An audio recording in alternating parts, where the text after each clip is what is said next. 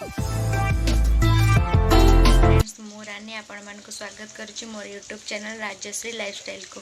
आज मु आपण मानक सहित चिंगुड़ी पोई तरकारी गोटे रेसिपी शेयर करी।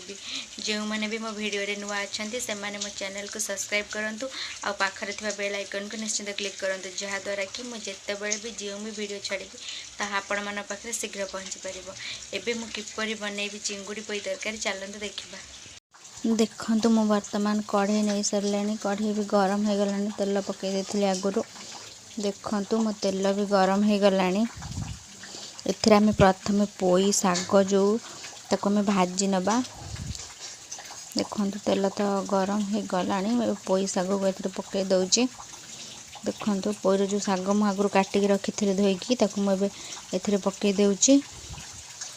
प्रथमे आमे पोई साग को भल भाबरे भाजी की रखि नबा। देखंतु पोई साग को भल भाबरे भाजी की रखि नबा।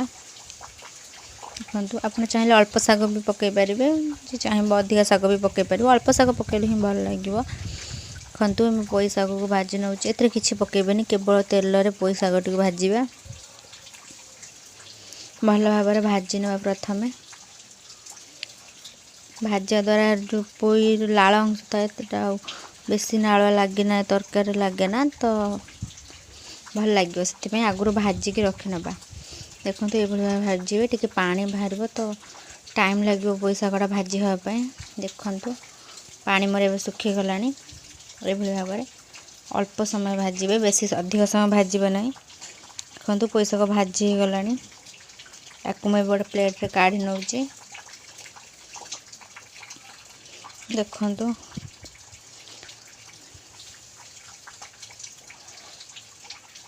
चिंगुड़ी को आम आगुरी धोईकी रखि।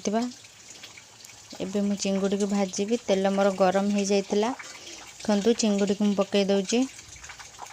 आगुरी धोईकी रखी थी। एबे मु चिंगुड़ी को एथिरे पकईली। देखंतु एथिरे आमे किछि हळदी गुंड पकईबा, आउ किछि लूण मध्य पकईबा, अल्प लूण। पछरे तरकारी तो पड़ो से आम चिंगुड़ी रे अल्प हल्दी और अल्प लूण ही आम दबा। ए चिंगुड़ी को भल भाव में भाजी नबा। देखंतु चिंगुड़ी भी मोर भाजी ही आसला। गोटे मिनिट भाजिले ही हो चिंगुड़ी। देखंतु ये भाव में आप भाजी नेबे आगे।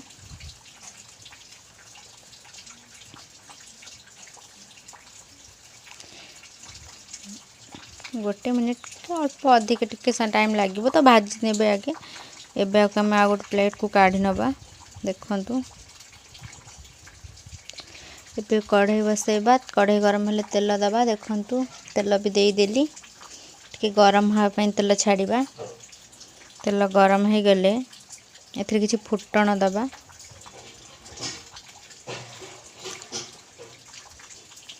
देखंतु मथरे किछि एबे फुटण ऐड करी।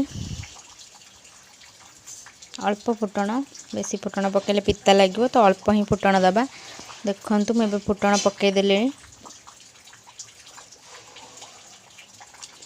फुटण टिके फुटी गले आमे आगुरु परिबा काटी रखितबा। परिबा रे मु पोई डंक आउ आलू सारू आगुरु काटिकी धोईकी रखितली। देखंतु मैं एथिरे परिबा सब पकई दउची।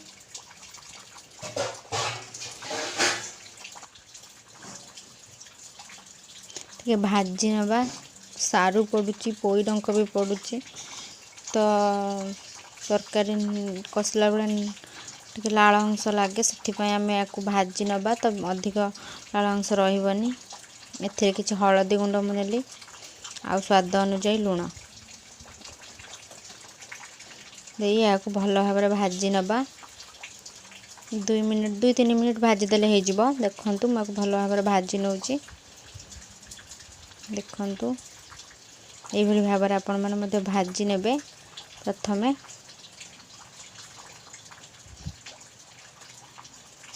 देखंतु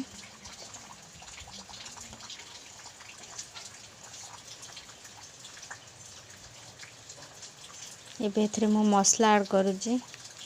ମୁଁ ମସଲାରେ ନେଇଛି ପିଆଜ ରସୁଣ ସୋରିଷ ଜିରା ଶୁଖିଲା ଲଙ୍କା ଆଗରୁ ମସଲାକୁ ବାଟିକି ରଖିଥିଲେ ତ ଏବେ ମସଲା ଦେଇଦେଲି। ଏବେ ଆମେ ଏହାକୁ ଭଲ ଭାବରେ କଷିଦେବା। ଦେଖନ୍ତୁ ଅଳ୍ପ ଅଳ୍ପ ପାଣି ଦେଇକି 15 ମିନିଟ୍ ପର୍ଯ୍ୟନ୍ତ କଷିଲେ ବି ହେଇଯିବ। 10-15 ମିନିଟ୍ କଷିବାକୁ ପଡ଼ିବ। ଦେଖନ୍ତୁ 10ରୁ 15 ମିନିଟ୍ କଷିଦେଲେ ହେଇଯିବ। ଦେଖନ୍ତୁ ଅଳ୍ପ ଅଳ୍ପ ପାଣି ଦେଇ କଷିବା। ଏଭଳି ଭାବରେ କଷିବେ ଆପଣମାନେ ମଧ୍ୟ। ଦେଖନ୍ତୁ ମୁଁ ଯେଉଁଭଳି ଭାବରେ କଷୁଛି ବେଶୀ ମସଲାର ଗ୍ୟାସ୍ ରହିବନି, ସ୍ମେଲ୍ ଆସିବନି, ଭଲ ଲାଗିବ ତରକାରୀ। ଅଳ୍ପ ଅଳ୍ପ ପାଣି ଦେଇକି 15 ମିନିଟ୍ ପର୍ଯ୍ୟନ୍ତ କଷିବା। ଦେଖନ୍ତୁ ପ୍ରାୟତଃ ହେଇ ଆସିଲାଣି, ମସଲା ମୋର କଷି ହେଇଗଲାଣି। ବେଶୀ ଅଧିକ ସମୟ ବି କଷିବାନି, କାହିଁକିନା ବେଶୀ ଅଧିକ ସମୟ କଷିଲେ ସୋରିଷ ପଡ଼ିଛି ତ ପିତା ବି ଲାଗିପାରେ। ଦେଖନ୍ତୁ ମୁଁ ପାଣି ଦେଇ ଦେଉଛି। ଯାହାକୁ ଝୋଳ ଅଧିକ ଦରକାର ହେବ ସେ ପାଣି ଅଧିକ କରି ଦେବେ। ମୁଁ ଅଳ୍ପ ପାଣି ଦେଇଛି। ଦେଖନ୍ତୁ ମୁଁ ଏବେ ପାଣି ଦେଇଦେଲି। ଆକୁ ଆମେ ଏବେ ଘୋଡ଼ାଇ ଦେବା ବା କିଛି ସମୟ ପାଇଁ ତରକାରୀଟି ଫୁଟିବା ପାଇଁ ଛାଡ଼ିଦେବା। ଦେଖନ୍ତୁ ପାଣି ଏବେ ଦେଇ ସାରିଲି। ଏବେ ତରକାରୀକୁ ଘୋଡ଼ାଇବାକୁ ମାନେ ଫୁଟିବା ପାଇଁ ଘୋଡ଼ାଇ ଦେବା। ତରକାରୀଟି ଅଲରେଡ଼ି ଫୁଟି ସାରିଲାଣି। ଏବେ ମୁଁ ଏଥିରେ ପୋଇ ଶାଗ ଦେଖନ୍ତୁ ପକାଇଦେଲି। ପୋଇ ଶାଗ ଯେଉଁ ଭାଜିକି ରଖିଥିଲି ତାକୁ ପକାଇଲି। ତାକୁ ବି ବେଶୀ ସମୟ ଅଧିକ ସମୟ ସିଝିବାକୁ ଲାଗିବନି, ତ ଅଳ୍ପ ସମୟ ଟିକେ ଫୁଟିଗଲେ ହିଁ ତାପରେ ଏବେ ଏଥିରେ ଚୁଙ୍ଗୁଡ଼ି ଯେଉଁ ଭାଜିକି ରଖିଥିଲି ତାକୁ ବି ପକାଇଦେଲି। ଦେଖନ୍ତୁ ଏବେ ଏହାକୁ ଭଲ ଭାବରେ ମିକ୍ସ କରିଦେବା। ଦେଖନ୍ତୁ ଏଇଭଳି ଭାବରେ ଆମେ ମିକ୍ସ କରିଦେବା। খুব କମ୍ ସମୟ ଫୁଟିବାକୁ ଟାଇମ୍ ଦେବା। ଦେଖନ୍ତୁ ତରକାରୀ ଫୁଟିଗଲାଣି, ତରକାରୀ ଏବେ ହେଇଗଲାଣି। ଏବେ ଗ୍ୟାସ୍ ଆମେ ଅଫ୍ କରିଦେବା। ଗ୍ୟାସ୍ ବନ୍ଦ କରିଦେଇ ପ୍ଲେଟ୍କୁ କାଢ଼ି ନେବା। ଦେଖନ୍ତୁ ମୁଁ କେଉଁଭଳି ଭାବେ କରୁଛି। ଏଇଭଳି ଭାବେ ସମସ୍ତେ ଥରେ ଲେଖା ଟ୍ରାଏ କରନ୍ତୁ। ଆଉ କେମିତି ଲାଗିଲା କମେଣ୍ଟ ସେକ୍ସନ୍ରେ କୁହନ୍ତୁ।